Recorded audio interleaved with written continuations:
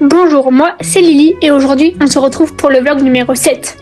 Bon, comme je vous l'avais dit hier, c'est à partir d'aujourd'hui que les vlogs deviennent un peu moins fun. Pour vous remettre dans le contexte, la randonnée c'était samedi. Le dimanche, je suis restée toute la journée couchée au riad parce que je n'allais vraiment pas bien. Et le lundi matin, ça a empiré. Je n'arrêtais pas de gerber, je ne tenais même plus debout. On a donc décidé d'aller aux urgences.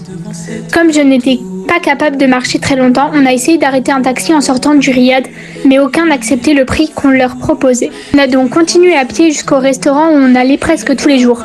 D'ailleurs, souvenez-vous bien de cet endroit, il faudra vraiment que je vous fasse une vidéo sur eux. En voyant mon état, Nouila, une des serveuses avec qui on discutait presque tous les jours, nous a tout de suite aidés.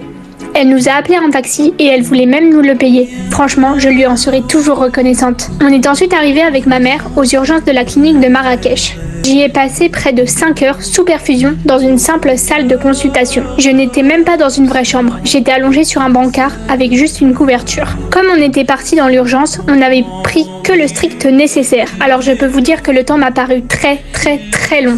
En plus, avec mon TDAH, rester allongée pendant des heures sans rien faire, c'était un vrai défi. J'ai eu plusieurs examens, une prise de sang, une échographie, puis le gastro-entérologue est venu directement me voir avec d'autres médecins. On est arrivé le matin et on est ressorti qu'en fin d'après-midi. La journée m'a paru interminable. Au début, les médecins ont pensé à une intoxication alimentaire. Ils m'ont mis sous perfusion pour me réhydrater, m'ont donné plusieurs médicaments, puis ils nous ont laissé repartir avec un traitement à prendre par voie orale. L'après-midi, j'ai essayé de me reposer, mais impossible de garder les médicaments dans mon estomac et encore moins de manger. Le lendemain, mardi, ça n'allait toujours pas mieux. Mes parents ont commencé à faire les démarches pour organiser un éventuel rapatriement en France, mais avant ça, il fallait attendre l'accord du gastro-entérologue marocain. Comme mon état ne s'améliorait toujours pas, on l'a recontacté.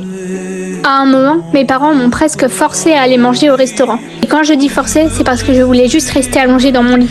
En arrivant, Nouila a encore été adorable. En voyant que je n'allais toujours pas bien, elle m'a prêté son ventilateur pour essayer de me rafraîchir.